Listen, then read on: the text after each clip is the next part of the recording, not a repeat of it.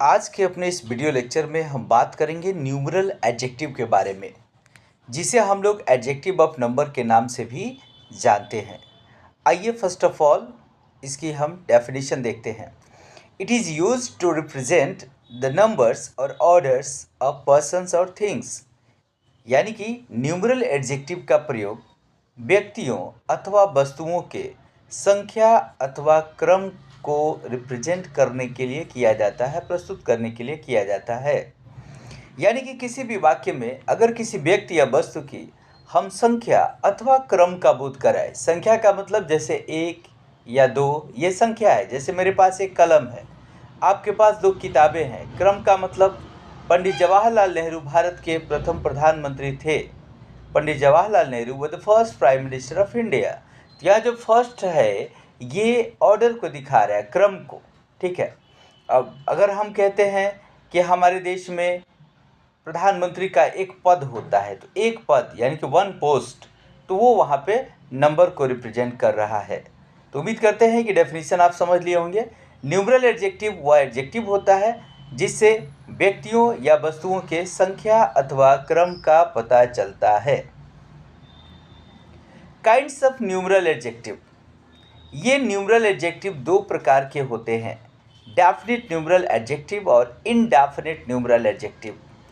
Definite numeral adjective, जैसा कि नाम से यह स्पष्ट है, इनसे व्यक्तियों या वस्तुओं के निश्चित संख्या अथवा क्रम का पता चलता है।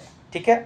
न्यूमरल एडजेक्टिव के डेफिनेशन तो आप समझ लिए हैं, तो फिर दोबारा से उस डेफिनेशन को लिखवाने का या समझाने का कोई मतलब नहीं। आप खुद समझिए कि जो न्यूमरल एडजेक्टिव है वो तो वही चीज़ है, सारा चीज़। बस इसमें डेफिनिट वर्ड लगने का मतलब ये है कि डेफिनिट न्यूमरल एडजेक्टिव वो एडजेक्टिव है जिससे व्यक्तियों या वस्तुओं के संख्या या क्रम जो भी रिप्रेजेंट किया जाता है वो निश्चित होता है।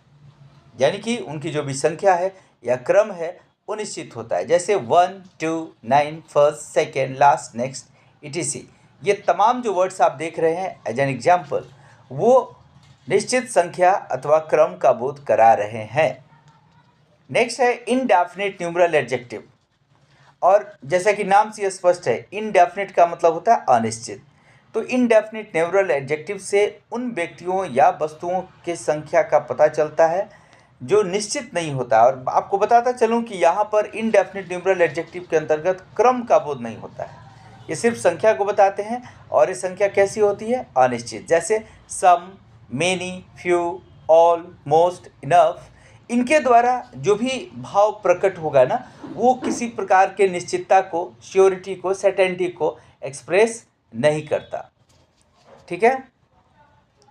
अब जैसा कि आपको पता है कि डेफिनिट न्यूमरल एडजेक्टिव से संख्या या क्रम निश्चित तौर पे पता चलता है, यानी कि निश्चित संख्या या क्रम का पता चलता है। तो जैसा कि इसके डेफिनेशन में इंक्लूड है संख्या अथवा क्रम, यानी कि स्पष्ट है कि डेफिनिट न्यूमरल एडजेक्टिव के 2 प्रकार होते हैं। तो कौन कौन से प्रकार हैं आइए देखते हैं। तो डेफिनिट न्यूमरल एडजेक्टिव के 2 प्रकार हैं। पहले का नाम है कार्डिनल्स और दूसरे का ऑर्डिनल्स। ठीक है। Cardinals, it denotes definite numbers. Cardinals उसे कहते हैं जो निश्चित संख्या का बोध कराता है। एग्जाम्पल से आपके सामने 1, 2, 3, 9, 20, etc। और एक है ordinals, it denotes definite orders. इससे निश्चित क्रम का पता चलता है, जैसे first, second, last, next, etc। उदाहरण के लिए कोई विद्यार्थी अगर है, कक्षा 11वीं का छात्र है, तो कहता है कि मैं 11th में हूँ या 11वीं में हूँ, 11 में नहीं कहता है। ठीक है। तो ये 11वीं या 11th ये क्या बताता है? ये ऑर्डर को बताता है, वो ऑर्डिनल्स है। लेकिन अगर कोई विद्यार्थी कहता है कि मेरे पास टोटल 11 बुक्स हैं, आई हैव टोटल 11 बुक्स, तो 11 वहाँ पर किस चीज़ को बताता है? कार्डिनल्स को। तो उम्मीद करता हूँ कि न्यूमरल एडजेक्टिव आपको भली भांति समझ में आ गया होगा। आइए पूरे को एक बार क्विकली रिवाइज करते हैं।